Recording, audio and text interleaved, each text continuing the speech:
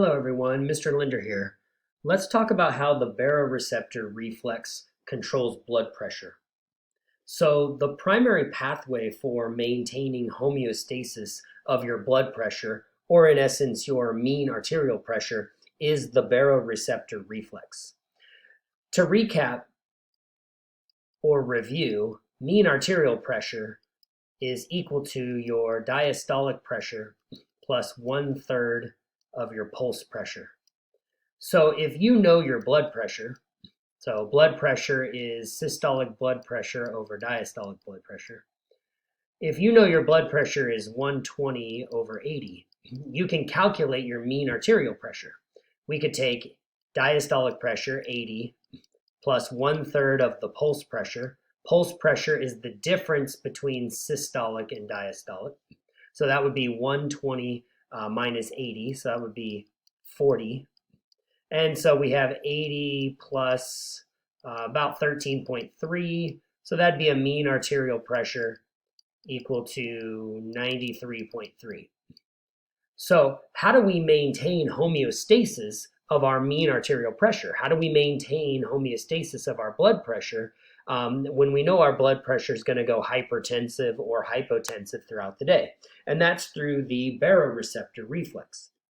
The baroreceptor reflex is really mechanoreceptors.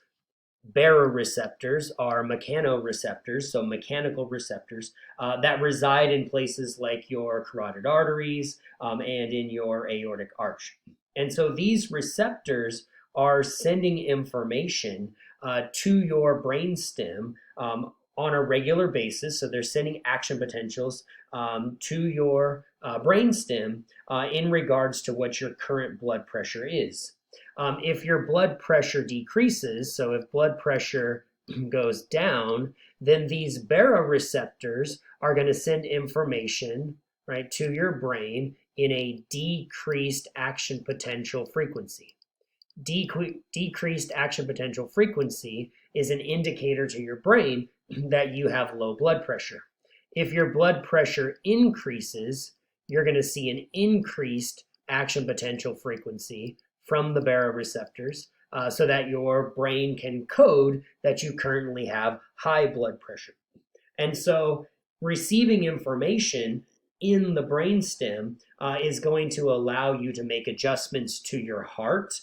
You can speed up or slow down your heart rate, or you can make adjustments to your vasculature to either vasoconstrict or vasodilate vessels, and that's going to allow you to adjust your overall blood pressure.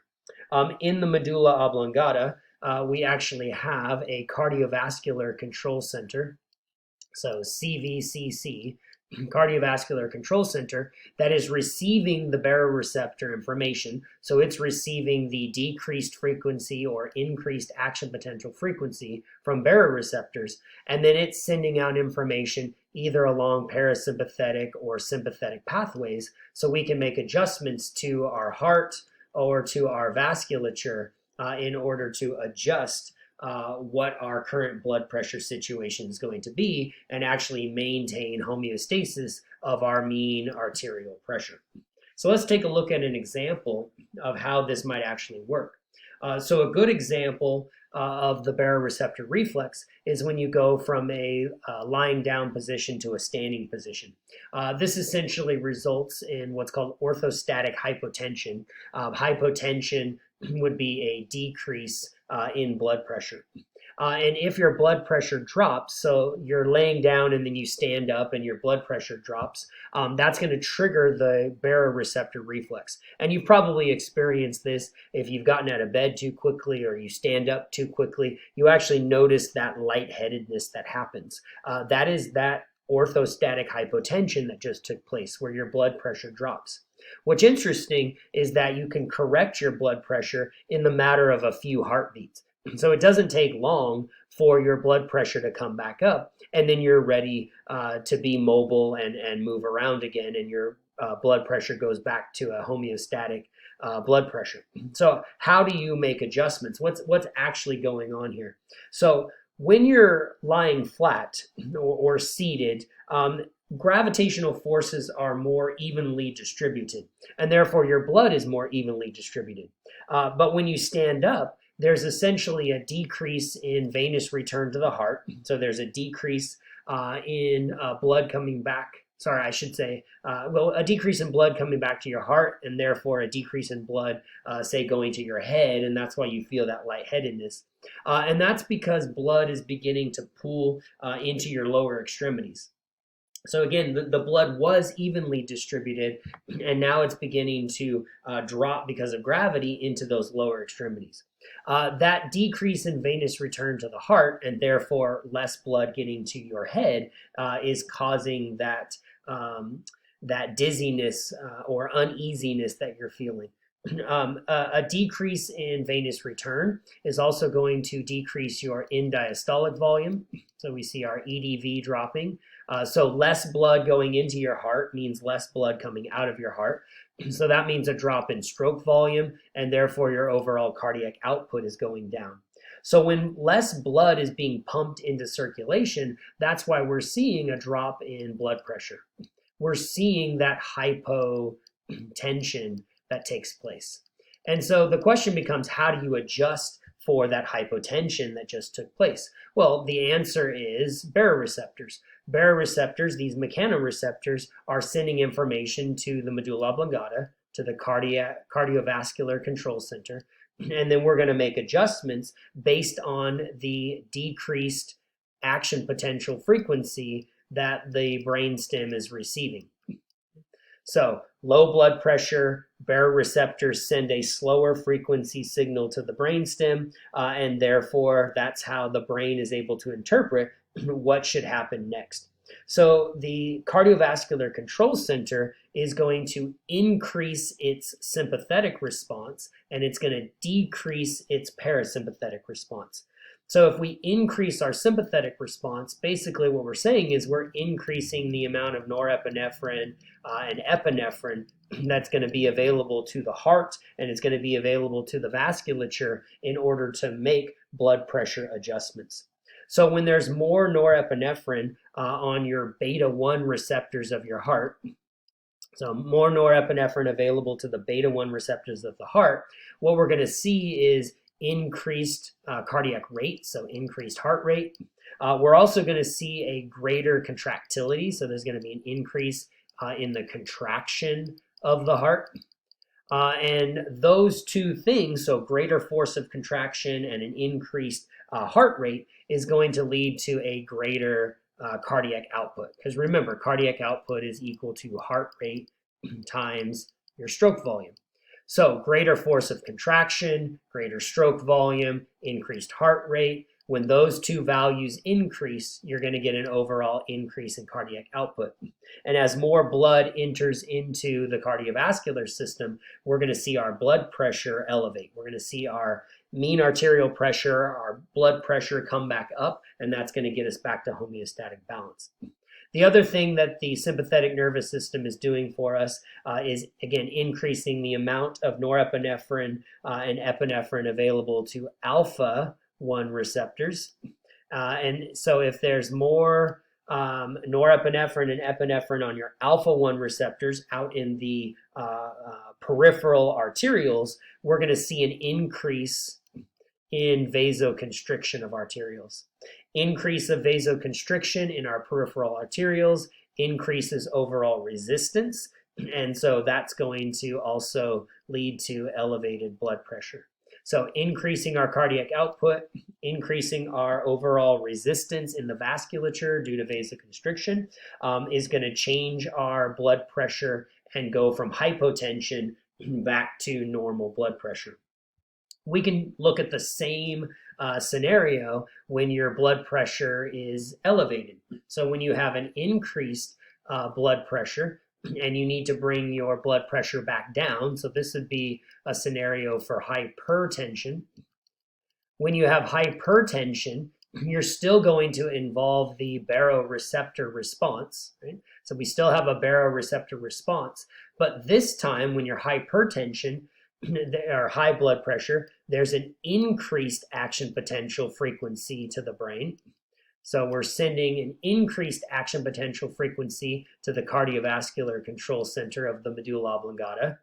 That is reading that information and saying, hey, we currently have high blood pressure, and so we need to make adjustments. And so if you're currently experiencing high blood pressure, you're going to decrease your sympathetic response and you're going to increase your parasympathetic response. Decreasing sympathetic output means less norepinephrine, right? So you're going to have essentially more vasodilation and less contractive force of the heart. When you increase your parasympathetic, you're going to decrease your overall heart rate.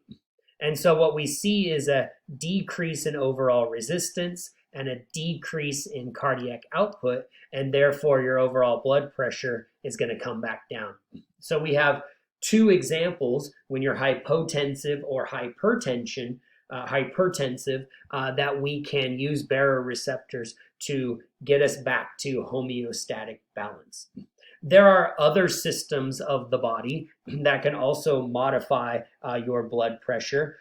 Think about emotional responses to emotional responses in your life that affect your blood pressure.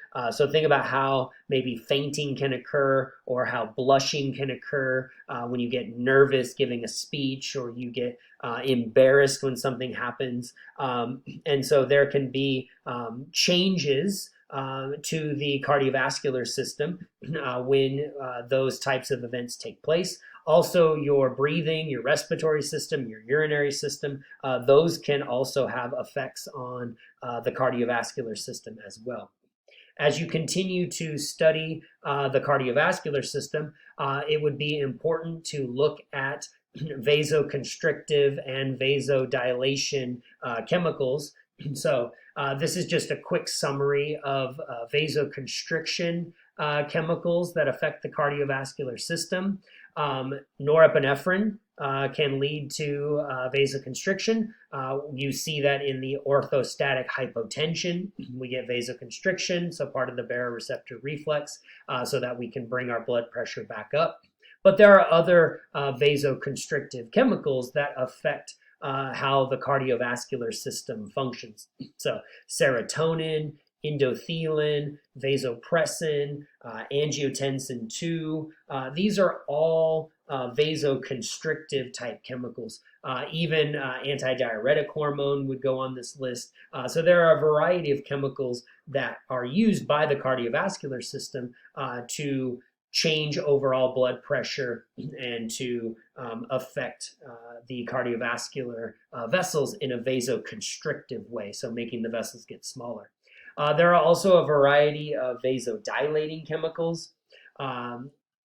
Epinephrine, if it's binding to a different type of receptor, so this is a beta-2 receptor, can actually lead to vasodilation.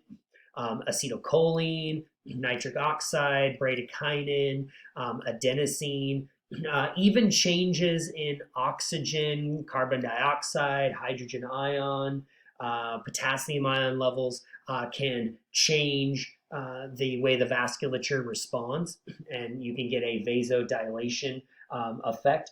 This would be known as reactive hyperemia. And so histamine, atrial natriuretic peptide, vasoactive intestinal peptide. These are all other examples of chemicals that can affect the cardiovascular system and lead to vasodilation.